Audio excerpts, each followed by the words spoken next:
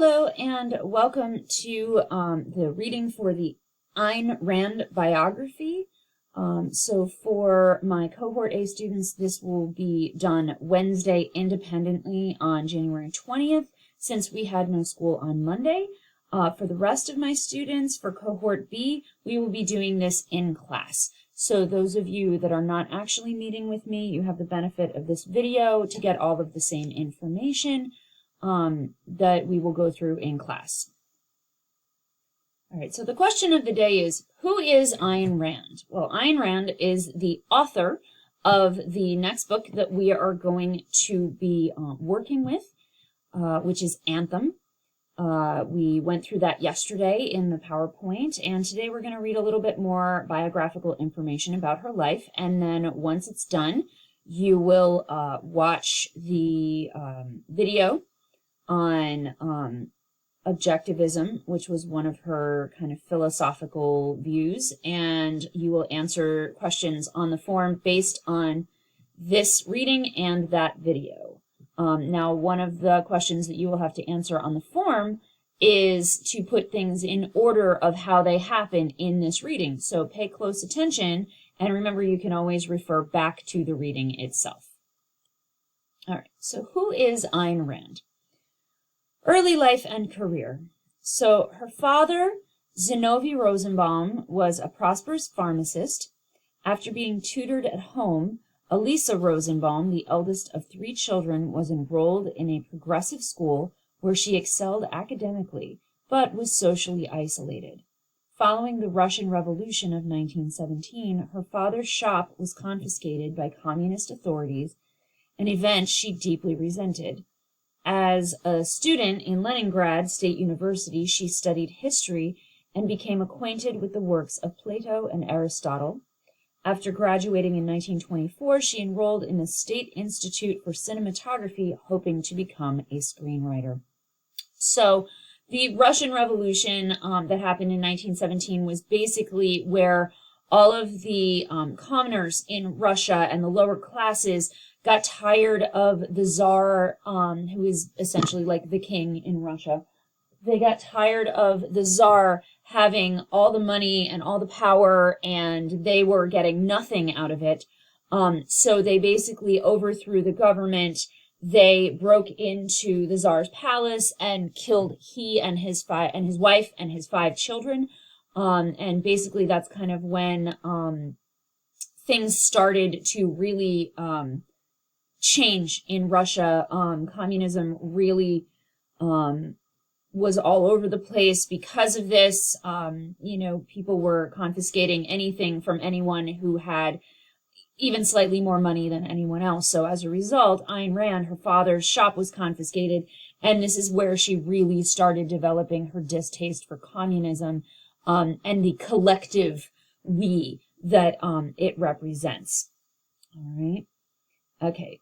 The arrival of a letter from cousins in Chicago gave her an opportunity to leave the country on the pretext of gaining expertise that she could apply to the Soviet film industry.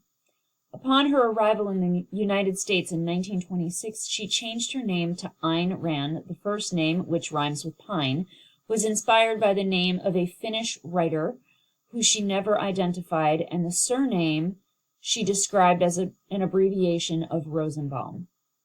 After 6 months in Chicago, she moved to Hollywood, where a fortuitous encounter with the producer Cecil B. DeMille led to work as a movie extra and eventually to a job as a screenwriter. In 1929, she married the actor Frank O'Connor, soon hired as a filing clerk in the wardrobe department of RKO Radio Pictures Incorporated.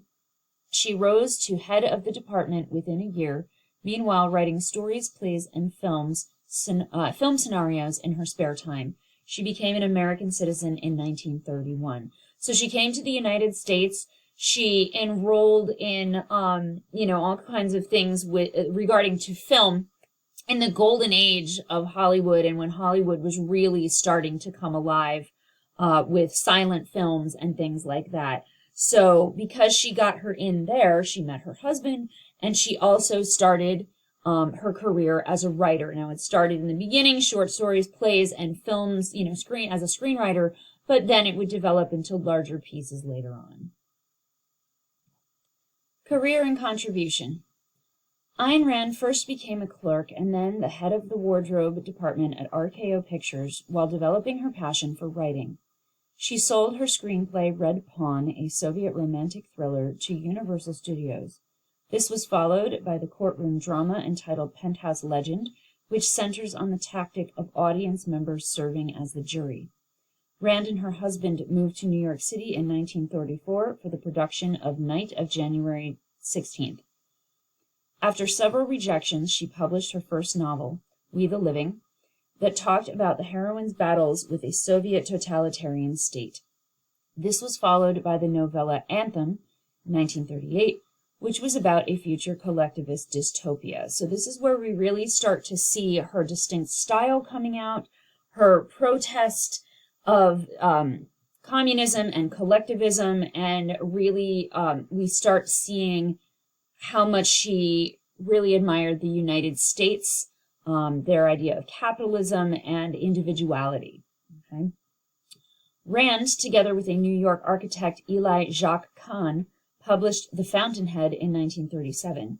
In this book, architect Howard Rourke deviates from convention and makes his own creations. The book was featured in the film with Gary Cooper in the role of Rourke. Her ideas became more explicit with the 1957 publication of Atlas Shrugged, that portrays a future in which leading industrialists drop out of a collectivist society, presented in the speech by protagonist John Galt. The novel earned negative reviews, but later on became a bestseller. Ayn Rand met a college student named Nathaniel Braden in 1950, and they formed a group at Rand's apartment to engage in intellectual discussions. The group, which included Federal Reserve Chairman Alan Greenspan, called itself The Collective, or the Class of 43, the publication year of The Fountainhead. So she's continuing to write novels that are anti-collectivist, that are pro-capitalist, pro-individuality, like we have here in the United States. And now she's meeting with this group of people, and they're going to form their own group in which they, come up with different publications and things like that. Death and legacy. Rand developed her philosophy termed objectivism, a belief in a concrete reality from which individuals can discern existing truths and the ultimate moral value of the pursuit of self-interest.